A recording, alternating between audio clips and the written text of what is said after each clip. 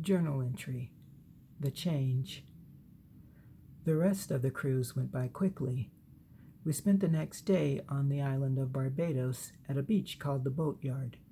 Just $15 got us in and included a beach chair, umbrella, and a free cup of fruit juice. We started the morning going scuba diving with the sea turtles and videoed with Angelo's underwater camera. The rest of our time was spent swimming and relaxing on the beach under the umbrella. We brought books and read for a bit. Then we fell asleep for a while, making us both grateful for the umbrella. Without it, we'd have both gone back to the ship blistered and miserable. When we woke, the beach was filling with fellow tourists from the ship, and we were glad we'd gotten there early. Natives walked along the beach selling jewelry, and Angelo bought a turtle bracelet for me and a necklace for Kate. We planned to leave soon, but for a short while, we did a little people watching. Many of the native men wore their hair in the signature dreads, most of them even longer than the women. The citizens of Barbados spoke English, but at times it sounded like a completely different language.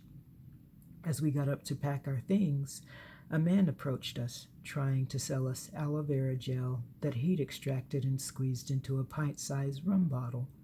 Angelo politely told him we were not interested, and he moved on to the next person, only to have a policeman escort him off the beach because he did not have a permit to sell there. As we were exiting, we spotted the man standing near the gate. I went to him and slipped him a $5 bill. He gave me a big toothy grin in return.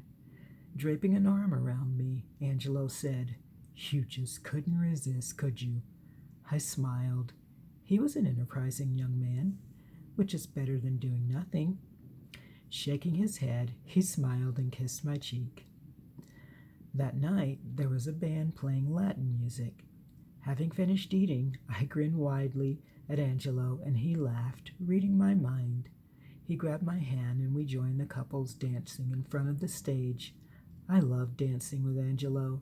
He was a great dancer, and his samba and salsa were amazing. I was aware of the envious stares of the women watching us, and I allowed myself to really look at Angelo, glimpsing, not for the first time, what other women saw. He really was beautiful. He had no idea just how amazing he was. The band ended the song and went right into a ballad. "One more for the road," Angelo said. As he drew me close, my emotions started acting a little strange, and my heart felt a little weird all of a sudden. I wondered if I was coming down with something and figured I must have just been tired. I tended to feel a little off when I was tired. No, that's not it at all, and you know it. Laying my head against his chest, I closed my eyes against the burning tears pressing. "Don't do this," I mentally chastised myself. "Don't." When I got back to my room, I quickly readied myself for bed because we would be getting an early start the next morning. With a great deal of effort, I shut my brain and emotions off so that I could not ponder too deeply the feelings from earlier, and I managed to drift off. In St. Kitts the following day, we took another tour bus. In St. Lucia and St. Martin's, we did more sightseeing and shopping. Angelo told me it was a good thing we brought 2 extra-large suitcases and packed light because it was the only way we would get everything home. On the final night of the cruise, we ordered room service for dinner and watched my favorite movie, Somewhere in Time, on Angelo's laptop in my room. It would be the first time Angelo had ever watched it. The story was about a playwright who sees a photograph of a beautiful woman hanging in the hotel where he is staying and falls madly in love with her. Then, through self-hypnosis, he travels back in time to be with her. I had always told Angelo how romantic it was, and since I loved it so much, he bought the movie for me before we came on the cruise. I saved it to watch on the ship. The full day slowly caught up with me, and it was hard to keep my eyes open. I was so tired, I fell asleep against Angelo's shoulder. and finally woke a little as he turned off the movie. I smiled at him as he tucked me into bed, just like when I was little, kissed my brow, and whispered good night. However, after he closed the door, I awakened fully. Sitting up, I rested my face in my hands and pondered the past 2 days and what was happening to me. And when I finally let myself admit exactly what it was, I lay back down, pulled the covers over me, and cried myself to sleep. The next morning, we left the ship and stood in line with our luggage, waiting to get through customs. Kara and her daughter were standing in another line and they waved. We waved back and inched forward as the line moved. They caught us just as we'd exited and were about to cross the street. We were planning to leave our luggage at the hotel until we could check in. Unfortunately, they were staying at the same hotel.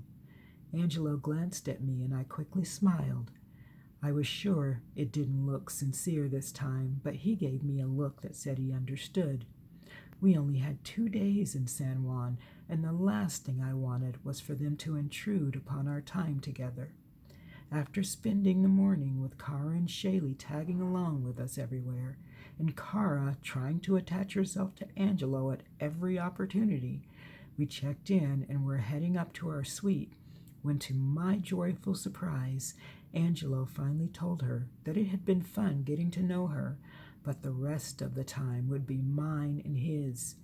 While Shaylee and I took a moment to say goodbye to each other, Kara pulled a piece of paper from her purse, scribbled her contact info on it, and handed it to Angelo. "Call me sometime," she said before brushing her lips against his cheek, and every nerve inside me pulsed, causing a deep ache.